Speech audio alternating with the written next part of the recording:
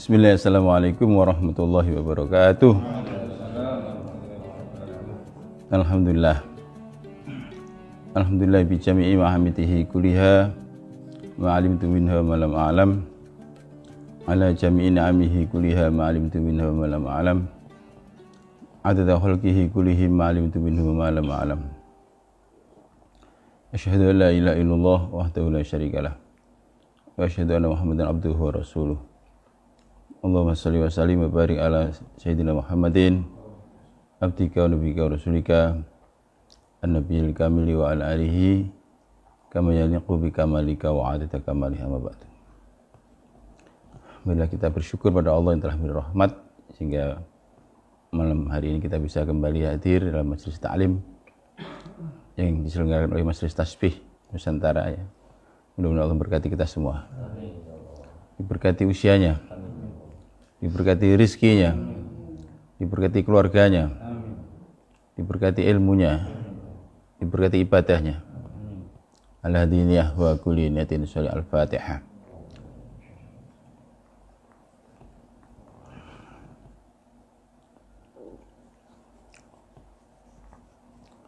Baiklah, kita mulai dengan sama-sama mengembangkan zikir ya. Allahu Allahu Allahu Allahu Allahu Allahu Allahu Allahu Allahu Allahu Allahu Allahu Allahu Allahu Allahu Allahu Allahu Astaghfirullah bima karihallah adada ma wasi'athu rahmatullah. Astaghfirullah bima karihallah adada ma wasi'athu rahmatullah. Astaghfirullah bima karihallah adada ma wasi'athu rahmatullah. Allahumma salli ala Sayyidina Muhammadin wa daqat hilati adrikni ya Rasulullah. La ilaha illallah, la ma'budan illallah, la ilaha illallah, la maqsudan illallah, la ilaha illallah, la mawjudan illallah, la ilaha illallah, la mash'udan illallah. Allahu Allahu Allahu Allahu Allahu Allahu Allahu Allahu Allahu Allahu Allahu Allahu Allahu Allahu Astaghfirullah bima karihallah adada ma wasi'athu rahmatullah. Astaghfirullah bima karihallah adada ma wasi'athu rahmatullah. Astaghfirullah bima karihallah adada ma wasi'athu rahmatullah. Allahumma salli ala Sayyidina Muhammadin wa daqat hilati adrikni ya Rasulullah. La ilaha illallah, la ma'budan illallah, la ilaha illallah, la maqsudan illallah, la ilaha illallah, la mawjudan illallah, la ilaha illallah, la mash'udan illallah. Allahu Allahu Allahu Allahu Allahu Allahu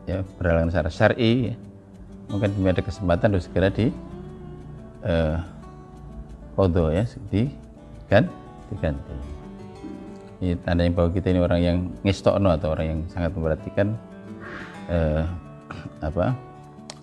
kewajiban, ya, sebagai orang mukallaf, ya, orang yang dapatkan taklif. Baiklah, sebenarnya bulan Syawal itu masuk bulan haji, ya. Jadi bulan haji itu ada 3, yaitu Syawal, Dzulqa'dah, Dzulhijjah. Jadi mikot atau start itu ada 2, mikot zamani dan mikot makani, ya. Mikot zamani itu start waktu, itu mulai sekarang ini niatnya, ya. Niat. Kalau kemarin mungkin masih azam, ya. Sekarang niat, ya. Adapun mikot makani atau tempat, startnya tergantung dari mana, ya. Ya, kalau dari Indonesia lalu melalui Jeddah berarti di King Abdul Aziz, ya. Itu mikotnya. Kalau dari Madinah, ya, langsung ke Madinah berarti nanti ke Bir Ali sana, ya. Bir. Itu cara kaifiat kita melaksanakan haji. Tapi sebelum kita bicara masalah itu, saya ingin bicara mengenai Syawal, ya.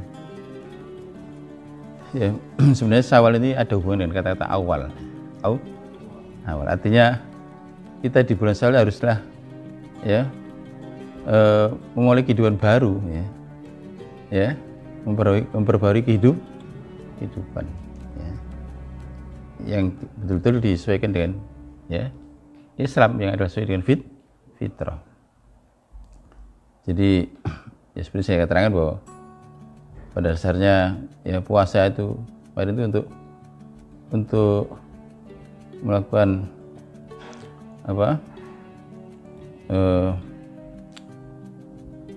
perbaikan, ya.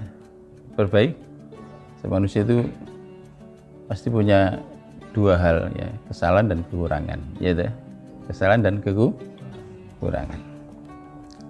Nah, karena itu Ramadan hadir dalam rangka untuk kita mendapatkan pengampunan atau penghapusan kesalahan. Yang kedua, di bulan Ramadan juga Allah melipat gandakan amal-amal kebaikan, sehingga diharapkan kita bisa menutup kekurangan itu, ya, menutup kekurangan itu. Setidaknya kita paling tidak memiliki standar, ya, sebagai seorang muslim, ya, secara normatif, ya, secara fundamental. Nah, apa indikasinya kalau kita ini puasa itu berhasil, ya?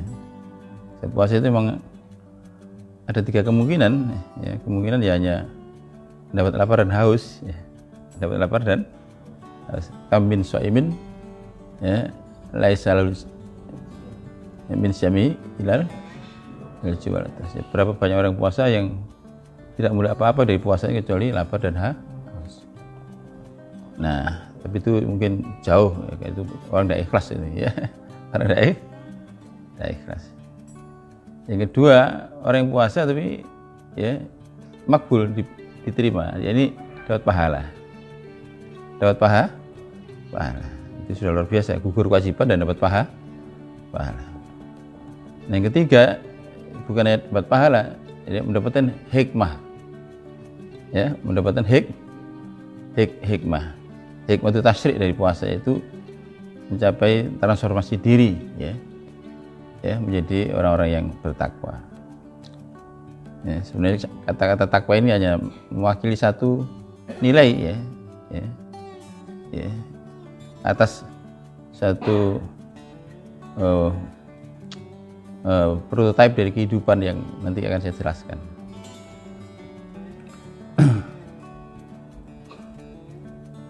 Seperti yang saya terangkan kemarin bahwa kita berharap puasa kita ini seperti yang digambarkan dalam metafor ulat, ya. Ulat itu asalnya kan, ya, banyak berbuat kerusakan, ya, rusak tanaman, merugikan petani. Setelah dia puasa dan bahkan berkepompong, ya, kayak itikaf gitu, ya. Akhirnya lahir jadi, ya, makhluk baru, ya, mengalami Syawal deh. Kehidupan yang baru, di mana, ya, zatnya baru, Dulu ulat, sekarang kupu. Ya, sifatnya pun baru. Ya, dulu mungkin menjijikan, sekarang indah. Indah mempesona, yang semua orang menyukai, ya. Warna kupu itu. Ya, namanya juga berubah, ya. Dulu ulat, sekarang kupu. Dan bahkan af'alnya juga berubah. Dulu merusak tanaman, ya. Ya. Sekarang justru malah ya mengembangbiakkan, ya, karena melalui, ya, kupu ini terjadi penyerbuan, ya, atau perkawinan, sehingga, ya, tumbuh, ya, tanaman yang berkembang biak, ya. Petani malah bersyukur, berterima kasih, ya. Kalau dulu sebelumnya dirugi.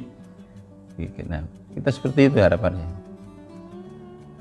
Jadi sebenarnya makna Idul Fitri itu kembali pada fitrah itu, ya, itu fitrah itu seperti yang saya terangkan, itu ada dua. Fitrah ghoriziyah, ya, yakni potensi bawaan, ya, potensi bawaan. Ada fitrah munazzalah, fitrah yang turun, yaitu Quran. Nah, sesungguhnya puasa Ramadan itu dalam rangka untuk mempertemukan antara fitrah ghoriziyah yang potensial, ya, dan, ya, fitrah munazzalah yang bersifat konsepsional. Dari situ, sehingga gabungan dari internal dan eksternal itu akan melahirkan suatu aktualisasi diri yang optimal, yang sempurna. Itu yang digambarkan dalam Quran dengan satu kalimat, ya, singkat, yaitu bahwa puasa itu la'alakum tattaqun. Puasa itu agar kita menjadi orang yang bertakwa. Tapi memang begini, jadi penjelasannya ini. Jadi fitrah, ya, itu ada dua dimensi, ya, ada dua dimensi. Dari satu sisi, dari sisi negasi, yaitu, ya, bersihnya hati ini dari penyakit hati. Ada tiga, yaitu sombong, dengki, dan riya. Itu paling berbahayanya, ya. Itu amrudul qulub, penyakit hati yang bahkan bisa mengancam pada, ya, qaswatul qulub, hati yang mati. Karena penyakit ini kalau sudah kronis, ya, masalahnya penyakit hati itu tidak dirasakan, tidak disadari, bahkan tidak diakui, ya. Wow, ya. Orang lain bisa merasakan, tapi pelakunya sendiri kadang-kadang tidak menyadari, tidak merasakan, ya. Kalau penyakit fisik, ya, penderitanya merasakan, boleh jadi orang lain tidak merasakan, ya. Ya, tapi kalau penyakit hati justru sebaliknya, ya, penderitanya kadang tidak merasa, ya, tapi orang lain merasa, karena sebagai efeknya, ya, dampaknya. Baik.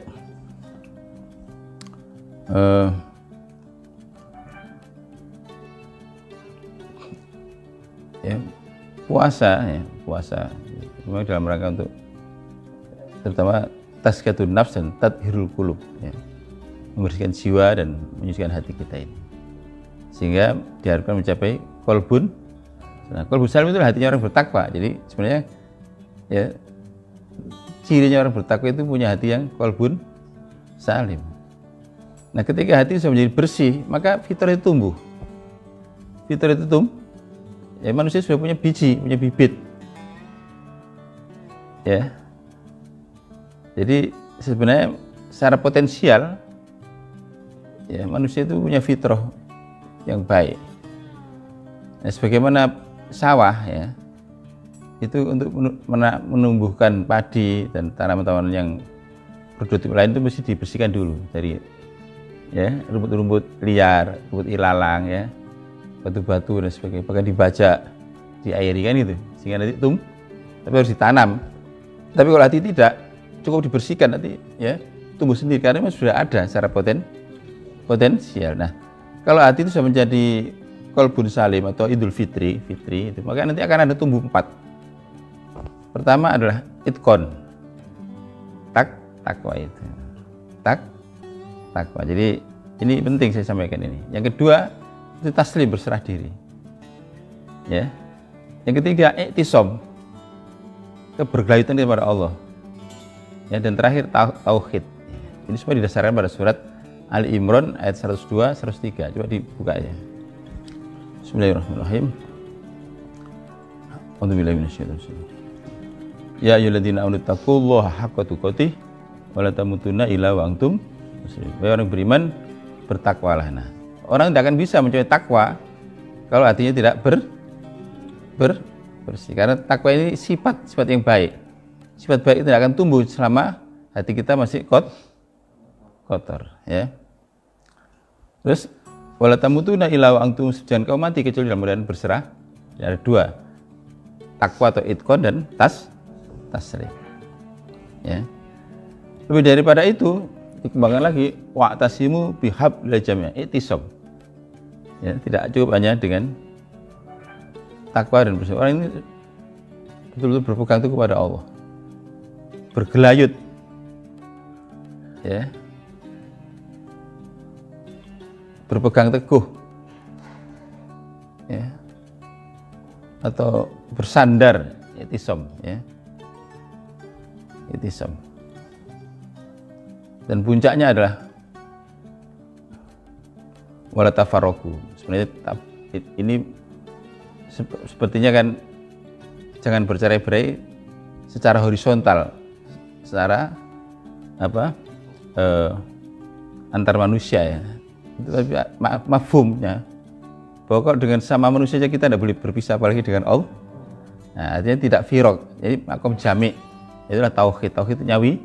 Jadi, maka tandanya orang itu puasanya itu berhasil atau efektif, maka mencari qalbun salim. Kalau sudah qalbunnya salim, akan tumbuh 4 sifat tadi. Apa? Takwa. Yang kedua, taslim. Yang ketiga, i'tisam. Yang keempat, tauhid. Tauhid itu nyawiji atau menyatu. Terus ini ya. Nah, sesungguhnya ini kalau dalam disiplin ilmu tasawuf, maka 4 nilai ini mewakili 4 dimensi ajaran Islam. Dimensi syariat itu takwa. Dimensi thariqah itu apa? Taslim. Dimensi hakikat i'tisam. Dimensi ma'rifat adalah tauhid. Jadi lengkap sudah. Ya. Jadi kalau kita puasanya berhasil, ya, efektif, ya, maka akan menghasilkan pribadi yang sempurna tadi itu. Ya, takwa, ya, taslim, ya, i'tisam, ya, tauhid, ya. Nah, sekarang ingin saya jelaskan.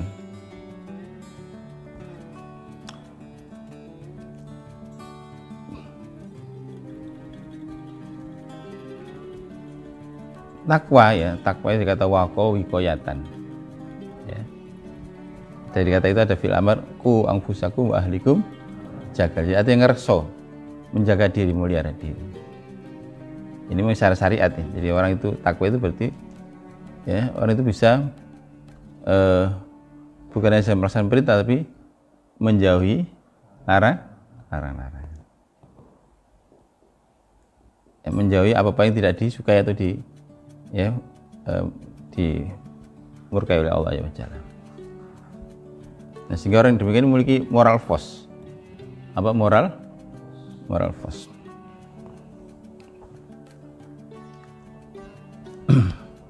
Takwa itu baru satu sisi di mana kita ini harus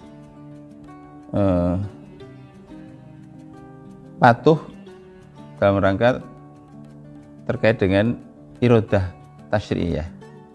Apa irodah tasyri'iyah? Jadi ini penting saya terangkan. Jadi Allah itu memiliki 2 irodah. Pertama irodah tasyri'iyah. Nah, wujudnya perintah dan larang. Ya, nah, takwa ini adalah ketika orang itu konvergen, menyesuaikan diri, tidak berselisih dengan kehendak Allah dalam arti kehendak tasyri'. Ya, tapi Allah juga memiliki kehendak takwin. Kehendak takwinnya yaitu berupa takdir Allah. Ya, khairi wasari. Nah, di situ kita dituntut menyesuaikan lagi melalui ya satu karakteristik yang ditandai dengan taslim atau berserah diri. Ya. Kalau dalam bahasa lain ini surrender ya. Ini bahasanya Pak Abdurrahman ya. Apa? Surrender.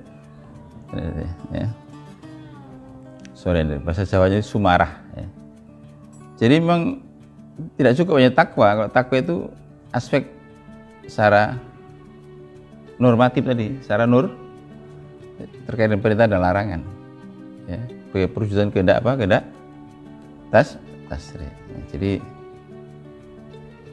adapun atas kehendak takwin, Allah itu kita ini diuji di samping ya untuk memenuhi kehendak tasri juga ada kehendak takwin. Ya, saya kira itu tidak butuh penjelasan yang panjang lebar karena itu apa nyata gitu. Sehari-hari kita menghadapi ya kenyataan takdir yang selalu bersifat dualistik. Ya, dualis. Ya, sehat, sakit, untung, rugi, ya. Ya, apalagi menang, kalah, sukses, gagal, bertemu, berpisah. Ya. Ya. Jadian dan apa lagi? Jadian dan kemurusutan. Merusut terus ya. Abdurrahman senyum ya. Ya. Nah itulah ya. Nah begini, untuk agar mencapai takwa orang itu harus menundukkan hawa nafsu, keinginan atau desire, keinginan. Nah, tapi kalau untuk bertaslim harus menundukkan pikiran. Nah, jadi kita ini selalu ya dihadapkan pada dua hal yang harus kita kelola, harus kita manage. Apa tadi? Keinginan dan pikiran. Jadi kalau untuk takwa dengan mengendalikan hawa nafsu. Tapi kalau untuk mencapai taslim kita harus menundukkan saya pikiran itu yang buat kita sering ya berpikir itu analitik. Analitik itu begini. Segala sesuatu kita pilah-pilah. Yaitu sehat, sakit, untung, rugi, menang, kalah. Lalu kita beri labeling ya bahwa misalkan untung itu baik, rugi itu tidak baik. Ya. Lalu timbul reaksi secara psikologis, kita mencintai untung, membenci ruh. Nah, itu mulai dari situ akhirnya. Sehingga orang tidak bahagia. Karena dua hal itu takdir Allah, kita tidak bisa mengontrol, tidak bisa mengendalikan. Tidak dalam kendali kita. Ya, kita mencintai untung, tapi ternyata rugi. Rugi berarti untungnya pergi. Berarti kita ditinggalkan yang pada saat yang sama kita kedatangan yang ruh. Nah, jadi double penderitaan. Menderita karena ditinggalkan yang dicintai, menderita karena kedatangan yang dibenci. Dari situ ya. Sehingga kita harus melampaui pemikiran yang bersifat hitam putih tadi itu. Pemikiran bersifat analitik tadi itu. Ya, kita harus menuju ke arah pemikiran yang bersifat sintetik bahkan integralis. Ya. Itu pernah saya terangkan pada pertemuan di bulan Ramadan yang lalu ya. Artinya kita belajar begini bahwa kita jangan berpikir baik buruk itu yang sesuai dengan keinginan. Ya. Kita mulai belajar bahwa yang baik dan buruk itu ya apa yang dikehendaki oleh Allah. Paham ya? Ada dalam surat Al-Baqarah 205 ya. 215 ya. Al-Baqarah 215 menyatakan bahwa asa antakrahu syai'an ya wa huwa ya asa an ya, asa antakrahu syai'an wa huwa khairul lakum wa asa antuhibbu syai'an wa huwa syarrul lakum ya. Boleh jadi kamu tidak menyukai sesuatu tapi itu baik bagi kamu. Boleh jadi kamu tidak menyukai sesuatu tapi itu baik ya. Tapi boleh jadi kamu menyukai sesuatu malah itu tidak baik. Artinya apa pesan ayat ini? Bahwa baik buruk tidak selalu identik dengan keingin. Nah, sementara kita ini ya, karena diarahkan oleh pikiran itu mengarahkan keingin. Jadi dari pikiran mengarahkan keinginan, dari keinginan mengarahkan tindak. Ya, tindakan mengikuti apa? Keinginan mengikuti apa? Pikir. Nah, di situ ya. Iya dah. Nah, kita berusaha lah untuk ya bahwa ya apa yang terbaik yang dikehendaki oleh Allah itu. Nah, yang dikehendaki oleh yang mana? Yang terjadi. Yang terjadi.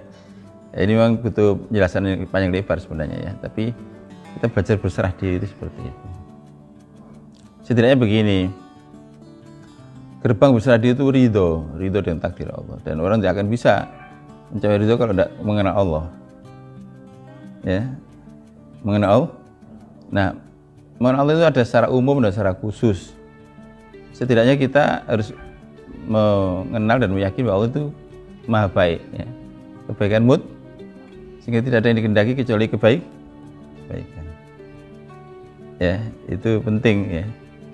Bahwa tidak ada yang kita dikehendaki Allah kecuali kebaikan. Walaupun nanti wujudnya ada dua, yaitu ya, sehat, sakit, untung, rugi, menang, kalah ya, sukses, gagal. Tapi sudah dibalik itu hanya casing aja, itu hanya casing. Dalamnya isinya kebaikan. Karena apa? Karena semua itu dari ya yang maha baik. Jadi seperti ikrar kita kan, la ilaha illallah wahdahu la syarikalah lahul mulku wa lahul hamdu yuhyi wa yumiitu wa huwa hayyun la yamutu biyadihil, di tangan Allah segala kebaikan. Jadi apakah tangan yang beri nikmat atau musibah itu sama, tangan yang penuh kebaikan, maka tidak ada di balik nikmat musibahnya kecuali kebaikannya. Nah, kalau kita sudah mengerti ini ya, maka kita akan ya selalu ridho ya, ridho. Nah, dengan ridho itulah kita ya berserah diri pada Allah Subhanahu. Itu kalau kita puasa kita itu ya diterima, itu seperti itu. Nah, memang kalau kita lihat, perhatikan proses ya puasa itu. Siang hari kita puasa menundukkan hawa nafsu. Perhatikan, siang hari kita ini apa tujuannya? Menundukkan apa? Hawa nafsu. Nah, malam hari kita disuruh sholat dan baca Quran itu untuk apa? Mengarahkan pikir. Karena di balik Quran itu sebenarnya adalah yaitu apa? Di sana ada pembentangan daripada kehendak Allah. Jadi saya ulang lagi, perhatikan orang puasa itu. Puasa itu di siang hari kita menahan makan minum dan ya berhubungan suami istri ya. Itu yang dikendalikan apa? Hawa nafsu. Nah, sementara malam hari kita dianjurkan banyak sholat ya. Qiyam Ramadan, tarawih, tahajud dan sesuatu yang lain, serta banyak tadarus Quran. Apa sasarannya apa? Pikiran ya. Supaya mindset kita itu tidak ya liberal, tapi mindset kita ini mengikuti absolute reference frame. Absolute reference itu kerangka rujukan mutlak Quran. Di mana Quran itu sebenarnya itu firman atau sabda yang sesuai dengan tadi ya, baik kehendak tasrif maupun kehendak takwilnya. Paham sekali ya? Nah, sudah. Itu baru dua ya, takwa dan taslim. Melalui puasa dan ya qiyamu Ramadan. Ya. Tapi kita dicontohkan Rasul tidak hanya demikian. Ya. Apa? Yaitu iktikaf. Iktikaf. Apa sebenarnya di balik itikaf itu? Yang kita tenggelamkan apa sebenarnya? Ya, yang kita larutkan apa? Itu bukan sekedar keinginan, bukan pikiran, itu sudah selesai tadi, puasa dan qiyamul tarawih itu untuk melarutkan keakuan tadi. Ya. Sehingga kita tidak ada lagi jarak. Itulah iktisam. Iktisam itu begini, iktisam itu ya. Di mana ya?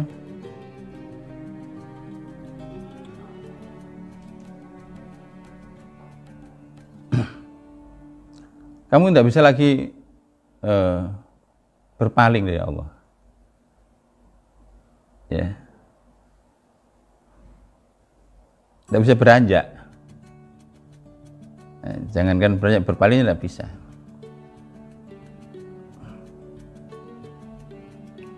Nah itu kalau dalam tafsir ya, iktisam billah itu berarti kita berpegang teguh pada tali Allah tadi dengan zikir.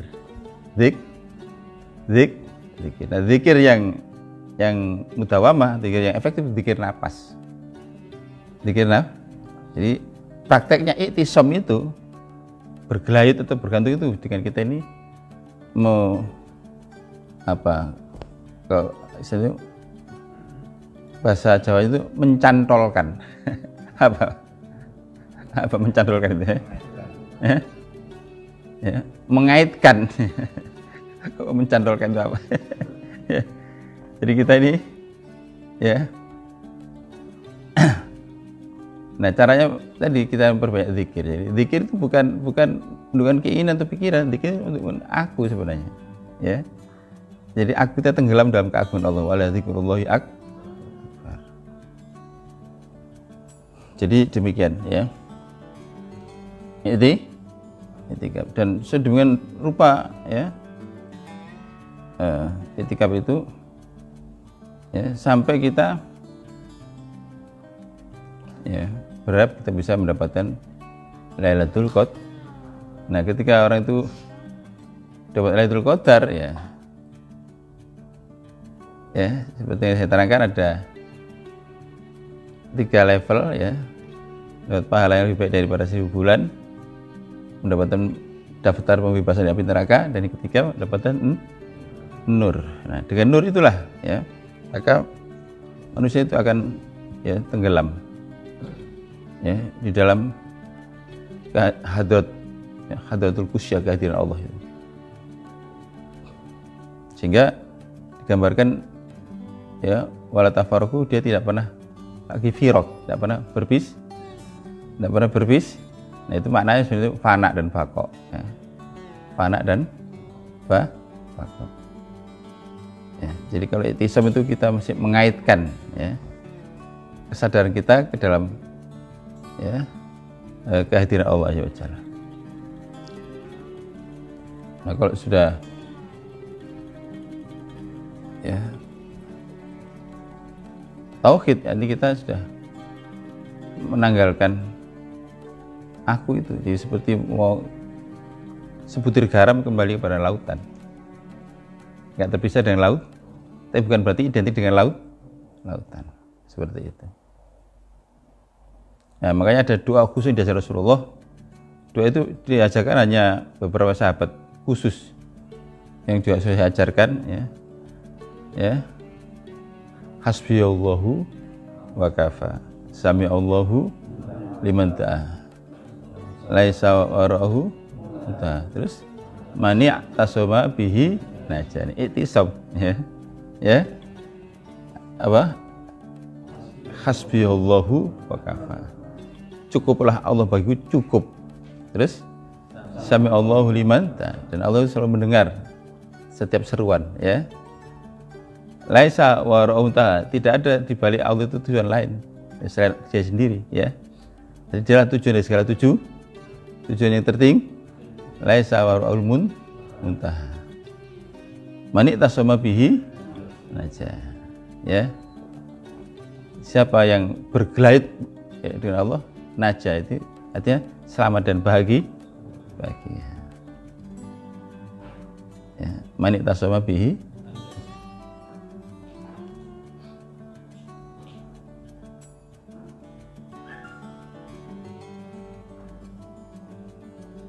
Ya, biasanya kalau di pada itu sering dibaca dengan lagu itu. Hasbi Allahu wa kafa, sami Allahu liman ta'a, laisa wara'ahu muntaha, man i'tasama bihi naja. Hasbi Allahu wa kafa, sami Allahu liman ta'a, laisa wara'ahu muntaha, man i'tasama bihi naja. Hasbi Allah sami Allahu liman ta'a, laisa wara'ahu muntaha, man i'tasama bihi naja. Ini senjata orang yang beriman, orang yang menempuh jalan kerohanian, sehingga tidak gampang goyah ya. Oleh karena pernah saya terangkan bahwa rintangan itu ada 4: kesulitan rezeki, musibah, gangguan manusia, menghadapi kenyataan takdir tidak sesuai dengan harap. Nah itu ya, mantranya tadi itu, hasbiyallahu wa kafa, sami Allahu liman ta'a, laisa wara'ahu muntaha, man i'tasama bihi. Siapa yang iktisam, bergantung pada tali Allah ya, melalui zikir nafas itu, maka dia akan naja. Naja itu selamat, ahlu najiyah, selamat dan bahagia. Ya, jelas ini ya. Jadi sebenarnya kalau kita perhatikan di dalam bulan Ramadan itu ya, masing-masing itu ada sasarannya. Dengan puasa untuk menurunkan hawa nafsu. Ya. Lalu dengan apa? Kita qiyamul Ramadan itu menundukkan pikir supaya mindset kita ini sesuai dengan absolute or friend bermekur Quran sunnah Nabi. Ya, tidak cukup hanya itu. Ya, kita disuruh iktikaf. Iktikaf itu meninggalkan ya kesibukan duniawi, ya keluarga, ya pekerjaan. Bahkan dakwah itu ditinggalkan Rasulullah. Masuk dakwah itu ditinggalkan. Masuk masjid, ya, jadi retret gitu ya. Ya, jadi masuk suasana meditatif, ya, suasana meditatif. Suasana muraqabah. Nah, di situ harapannya itu adalah kita ya bisa mencapai ya 2 hal itu. Apa yaitu ya i'tisam dan tahu. Okay. Tapi i'tisam itu ya tadi ya, kita bisa meninggalkan segala kesibukan duniawi, bukan urusan duniawi, untuk tawajuh pada Allah sepenuhnya. Itu begitu, bukan kok diam. Kalau secara pakai ya diam aja di masjid, ya, diam atau duduk, bukan tidur sama anak-anak itu. Ya. Kita duduk di masjid itu supaya menghidupkan hati, supaya selalu sadar dan tersambung dengan Allah, dan sehingga jadi suci. Ya. Seperti saya terangkan bahwa air sungai itu jadi suci karena tersambung dengan laut. Hati kita menjadi suci kalau tersambung dengan Allah. Menyambungkannya itu melalui zikir agar ya, fokus. Maka ya kata Sayyidina Kanjeng Sunan Ampel ya, itu melek luwe meneng de, ya, melek luwe meneng, melek luwe ya meneng dewe. Melek tadi mengurangi tidur, ya lu mengurangi makan, meneng diam ya. Nah, orang itu diam itu tidak bisa kalau nggak dewe, karena kalau kita masih bergaul ya kita mesti diajak ngomong sama orang. Makanya kita datang ke masjid itu bukan untuk nyari teman, di rumah nggak ada teman, di rumah masjid aja bukan, justru menghindari pertemanan, melek luwe meneng. Nah, supaya apa? Supaya tawajuh pada Allah. Nah, di situ akhirnya terjadilah i'tisam. Efeknya di i'tisam. Nah, ketika orang itu awalnya i'tisam ya, tapi nanti lama-lama kalau orang itu sudah apa ya, saya gambarkan seperti tawon itu, mula-mula masih bergenggeng, nanti bergenggeng ya. Apa bergenggeng itu? Mendengung ya. Ya, bahasa Jerman itu zoom ya. ya. Ya. Jadi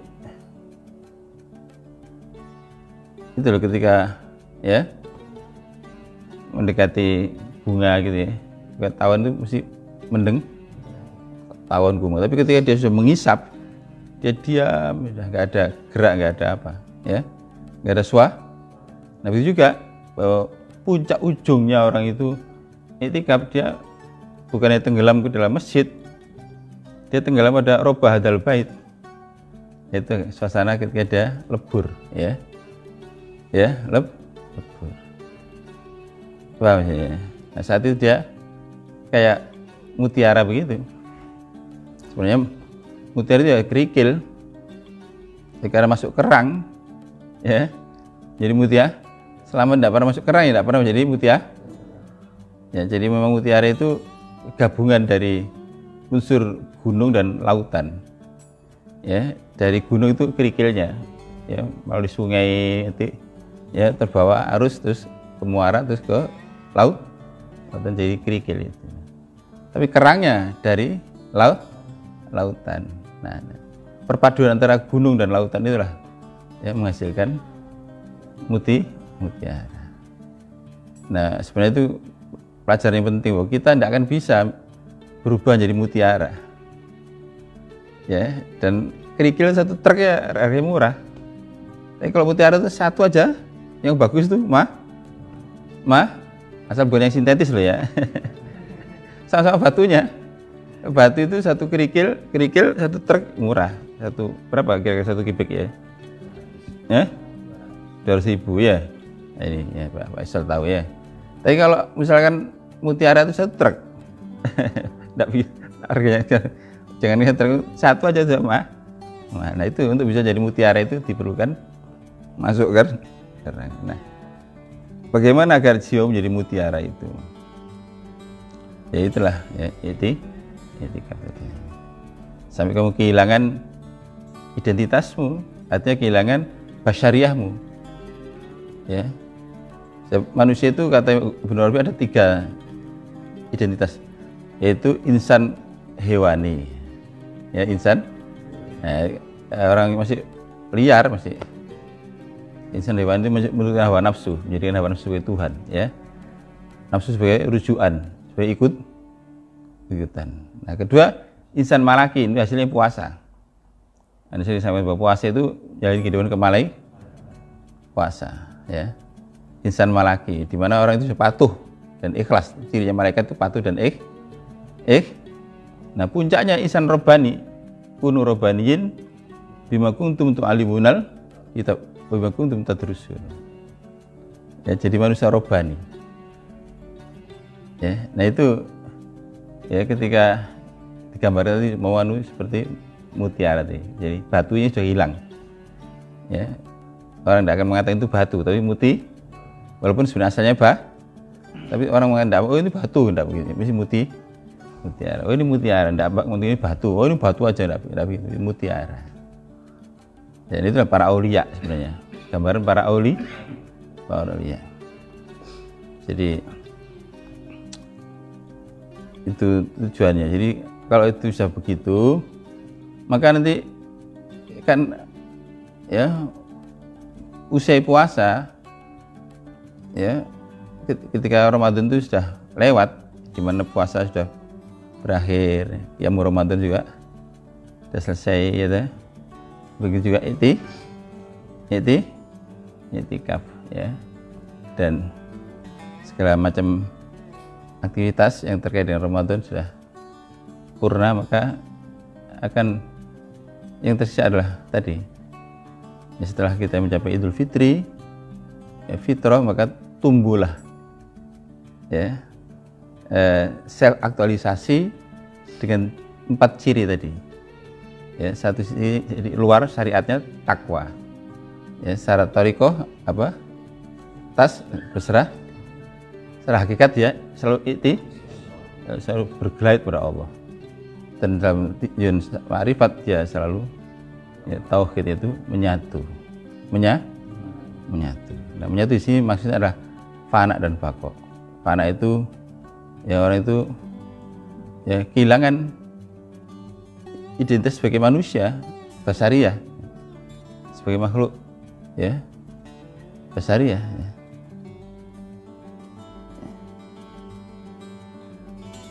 Dikatakan sebagai insan robbani ya.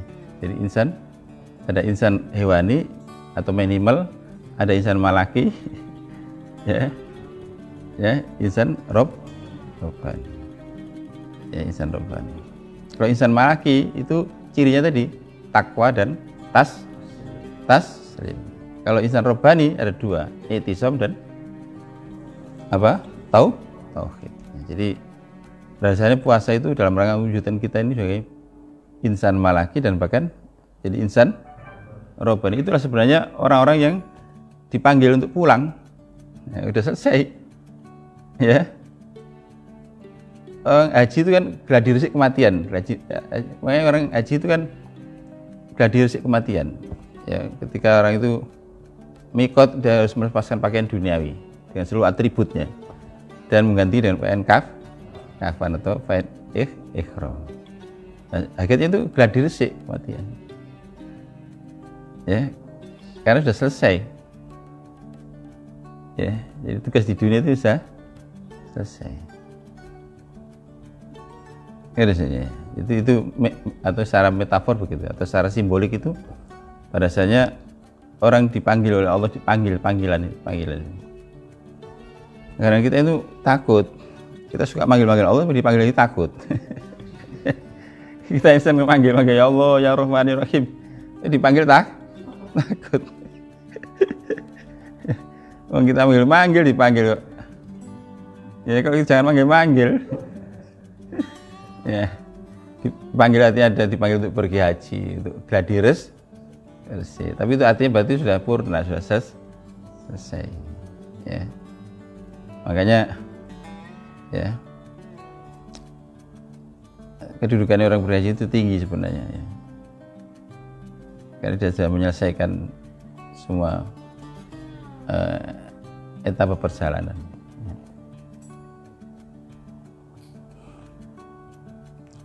Nah baiklah ya, meskipun masih sangat global saya terangkan bahwa semestinya kita nanti mengukur kita apakah kita ada takwa ya. Kalau takwa kita meningkat ya berarti ya ada hasilnya, atau semakin berserah, semakin ridho ya, semakin sumarah atau sumairah pada Allah ya. Terus kita ya selalu bergayut dengan Allah ya. Dalam arti kita tidak berpaling ya, tidak beranjak ya. Mungkin kita bergaul dengan manusia tapi hati kita bersama Allah. Seperti yang pernah saya ajarkan itu, zikir Allahu hadiri, Allahu nadiri, Allahu ma'i, Allah qaribun. Itu zikirnya orang ahli hakikat sebenarnya. Allah hadiri, Allahu nadiri, Allahu ma'i, Allah qaribun. Allah ya selalu hadir di hadapanku. Allah selalu melihatku. Allah selalu menyertaiku. Allah lebih dekat padaku ketimbang siapa. Ya. Jelas ini ya. Itulah ya. Kalau kita merasa setelah pasca Ramadan kita semakin ya hubungannya semakin intensif dengan Allah, semakin banyak ingatnya ketimbang lupanya ya, bukan malah lengah ya, atau enggak ada perkembangan apa-apa. Ya, kalau kita begitu kita meningkat ya, ingatan pada Allah itu lebih intensif ya, lebih tadi ya mudawamah ya, lebih acek maksudnya, aceknya, maka berhasil puasa ya. Apalagi kalau kita sampai bisa tahu nyawiji ya, nyawiji tauhid. Nah tapi memang tauhid harus barang siapa yang tanggal akan tunggal, siapa yang tanggal akan tunggal, siapa yang tanggal akan tunggal ya. Para wali-wali itu menggambarkan manusia itu seperti arca garam. Apa arca garam itu arca garam ya. Arca garam itu garam dibentuk seperti manusia. Ya, luarnya dibungkus dengan apa? Dibungkus dengan kertas. Terus visualisasi lilin atau malam. Ya. Nah, pertama kertasnya kita dihanyutkan ke sungai atau ke lautan, maka kertasnya lenyap atau ya.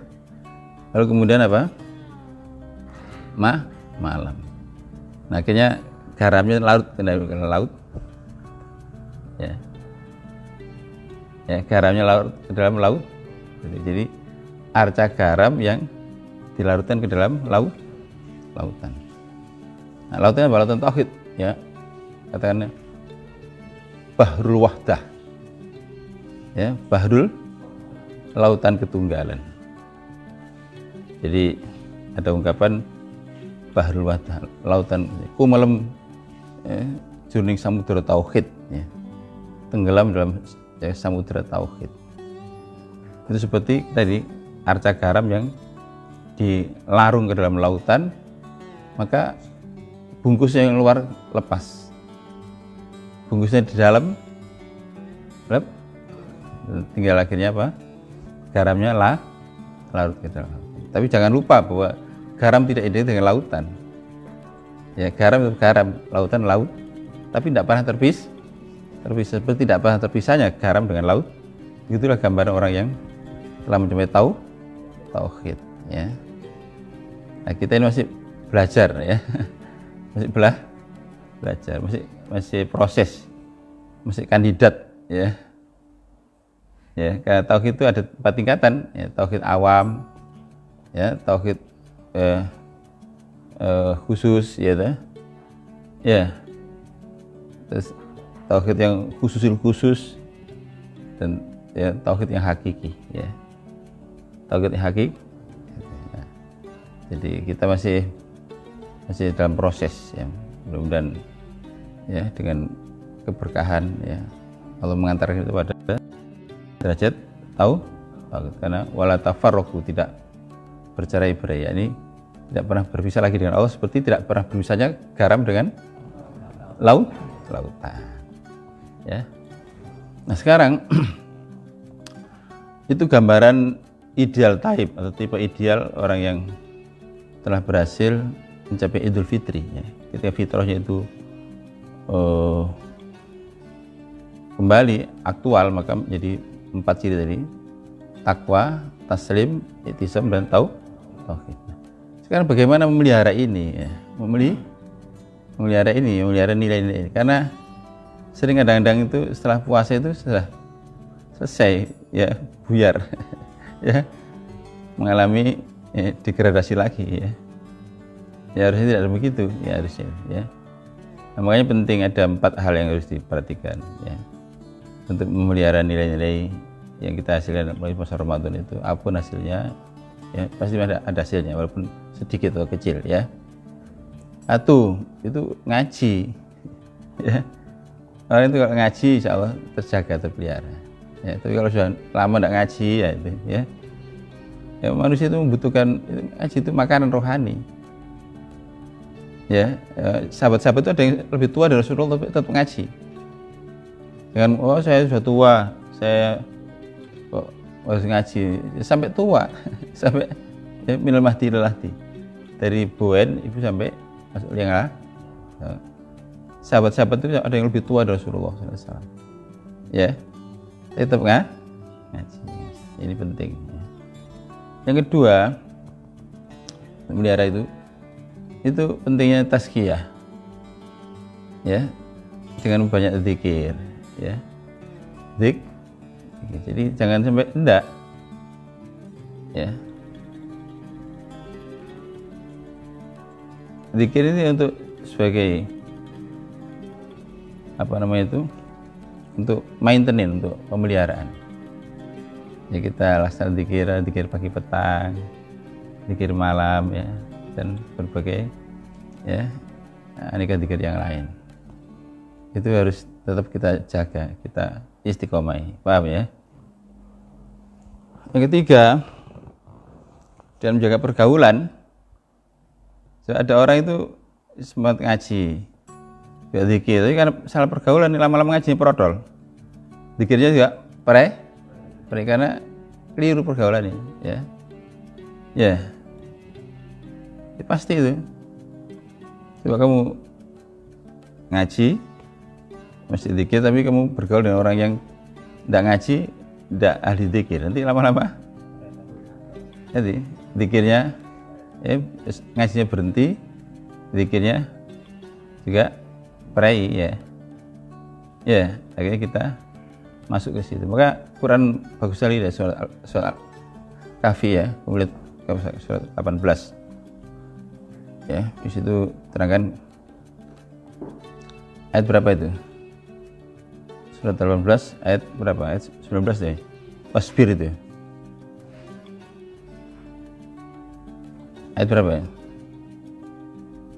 Wasbir nafsaka ma'alladina yad'una rabbahum bil ghadati wal asyi yuriduna wajhahu wa ta'tu anakam.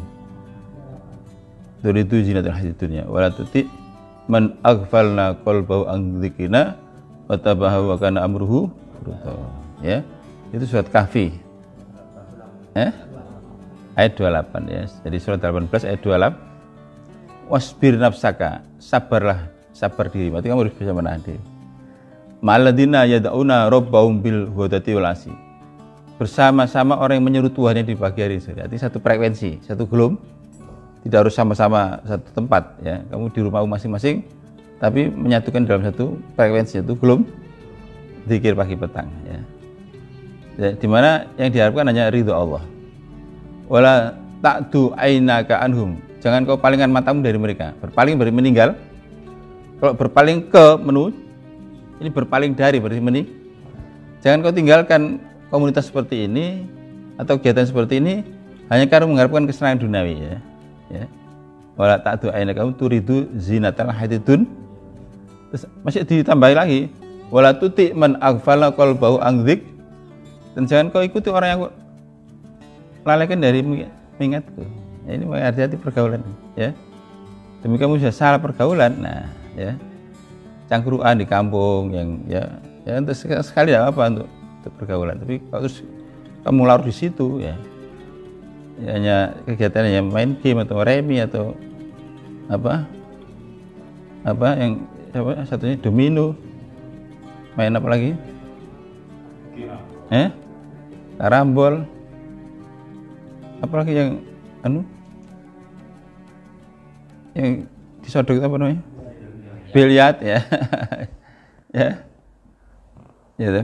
Kalau kamu pergi meninggalkan lingkungan seperti ini, kamu misalnya ke Bali atau ke Jakarta, hilang sudah. Karena pergaulannya sama orang-orang tidak jelas. Ya. Kemarin saya tanya sama Anjar, ya. Paham ya? Bahkan sholat itu bisa hilang sholat itu. Ya. Paham ya? Paham ya? Itu Quran bagus sekali analisisnya ya. Jadi satu, kita disuruh sabar untuk selalu bersama-sama orang yang dzikir. Artinya membersamai mereka, satu gelombang, satu frekuensi. Kedua dikatakan wala tuti man wala ta'du aina, jangan kau berpaling matamu dari mereka. Jadi jangan kau melengos, jangan kau tinggal hanya karena mengharapkan kesenangan dunia. Ya, pergi ke Bali, pergi ke Jakarta, ya. Yang dicari kesenangan dunia. Ya. Terus masih ada lagi bagian yang terakhir. Wala tuti man aghfalna qalbahu an dzikr. Jangan mutabak, jangan kau ikuti orang yang aku lalaikan dari mengingatku. Ya. Yang karena dia lalai dari mengingat Allah maka kehilangan self control. Bahkan amruhu furuto, berarti melampaui batas, artinya melanggar larangan-larang. Nah, karena melampaui batas, minum, mulai dari minum dulu terus macam-macam ya. Itu biasanya gitu, pergaulan salah ya. Nah, paling rawan itu orang di jalanan atau man on the street, anak jalanan paling rawan ya, karena memang tidak ada yang kontrol, tidak ada yang ya membina, tidak ada yang ngawasi. Nah, di situ ya, maka kita harus hati-hati. Jadi itu yang ketiga ya. Yang terakhir yang keempat, jadi ada 4 tadi kan. 1 apa tadi? Ngaji, penting ngaji ya. Jangan sampai tidak ngaji. Yang kedua apa tadi? Tazkiyah dengan banyak zikir muraqabah. Yang ketiga menjaga pergaulan. Nah, ini memang ya sekarang, apalagi sekarang itu pergaulan itu ada dua, ada yang live, ada yang cyber. Walaupun kamu tidak kemana-mana di rumah, tapi ya kamu mengakses ya internet, itu sudah kemana-mana ya, ya. Sampai kadang-kadang tidak sadar ya, fisik kita di situ ya, pikiran kita di tempat yang lain. Itu yang digambarkan ya, diam tapi sibuk, diam tapi seperti diam tapi pikiran kemana-mana ya. Atau orang Jawa mengatakan, dikatakan lumpuh ngidri jagat ya. Lumpuh itu lumpuh, tidak bisa gerak ya, simpuh ya, tapi ngidri jagat, pikirannya ke seluruh dunia. Ya, bahasanya bagus sekali ya. Kata ada orang lumpuh tapi ngidri. Jadi sekarang ini orang lumpuh ngidri, duduk aja di rumah, lockdown, tapi pikirannya kemana-mana, ya. Itu namanya lumpuh ngidri atau diam tetapi sibuk. Ya, yang kita harapkan tuh meskipun kita sibuk tapi ada yang diam. Ya, sibuk pikiran kita, hati fisik kita, tapi hati kita ini diam bersama Allah. Nah yang keempat ya, yang terakhir yang saya katakan tadi, kita ini pentingnya kita ini ya berdoa ya. Doa itu harus dipanjatkan. Karena orang yang kehilangan kepercayaan dengan doa. Karena doa itu kita senjata ya. Doa itu senjata. Kalau kita tidak ya merasa doa kita ini mungkin tidak terlalu efektif ya, kita datang ke ulama-ulama, ke kiai-kiai. Ya, kita datang ke kiai itu bukan untuk foto, ya, karena untuk ya. Kemarin saya lihat ada satu tulisan bagus bahwa dekat dengan ulama itu ada dua kemungkinan. Dekat dengan ulama jadi hijab, dia ngejar ulama untuk foto, dipasang di ya media sosial untuk bahwa ini loh aku ya. Bisa dekat dengan Habib Umar, dekat dengan, tidak gampang ya, orang foto itu ada etika sendiri ya, ya akhirnya jadi hijab, bukan malah baik ya, justru malah jadi egonya besar ya. Jadi orang berlomba-lomba dekat dengan ulama atau dengan para habaib, dengan foto bersama. Nah, fotonya sengaja diekspos ya, untuk menunjukkan bahwa inilah aku, orang yang dekat dengan para ulama, orang dengan para aulia, dengan para ini bahaya ya. Ya, karena orang itu tidak ngerti ada etikanya sendiri. Jadi tidak mesti begitu. Tapi kita datang dengan kefakiran ya, dengan merendahkan diri dan mengharapkan keberkahan dari para ulama dan doa-doanya ya, maka itu menjadi tameng, menjadi apa? Menjadi total quality control kita ini ya. Penting sekali ya. Kadang-kadang itu omongan kiai itu hanya satu kata itu bisa membekas ya. Sementara kita dengar pengajian berjam-jam mungkin tidak ada yang nyantol ya. Ada satu kata atau dua kata dari ulama, dari kiai itu terus kita menjadi apa? Self control tadi itu ya. Nah, itu. Padahal boleh jadi kita sering mendengar omongan seperti itu, tapi ya karena yang ngomong itu orang ikhlas ya dan selalu merasa hadir di hadapan Allah, maka ya tembus ya. Apa yang dari hati juga ke hati, dari situ tembus. Jadi jangan lupa, jadi apa tadi? Ngaji, banyak zikir, menjaga pergaulan, dan ya banyak berdoa. Jika kita merasa tidak cukup, kita datanglah para ulama, minta doa, minta restu, ya, minta keberkahan. Nah, saya kira ini ya yang penting ya. Mudah-mudahan Allah selalu menambahkan hidayah kepada kita, sehingga kita bisa istiqomah di jalan Allah ya. Sampai nanti kelak husnul khotim. Ya, demikian ya, mudah-mudahan Allah berkati kita. Kita akhiri dengan doa sama-sama ya.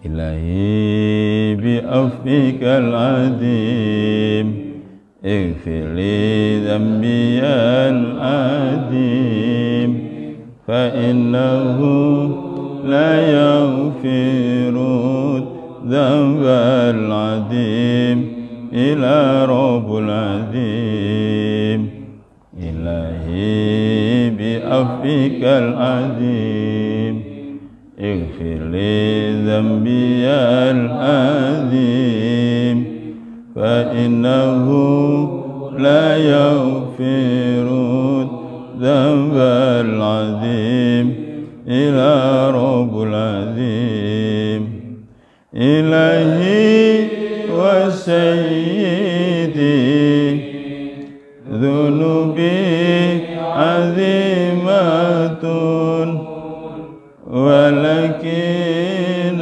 عفوك أعظم من ذنوبي إلهي بعفوك العظيم اغفر لي ذنبي العظيم فإنه لا يغفر الذنب العظيم إلا رب العظيم فإنه لا يغفر الذنب العظيم إلا رب العظيم فإنه لا يغفر الذنب العظيم إلا رب العظيم. Assalamualaikum warahmatullahi wabarakatuh.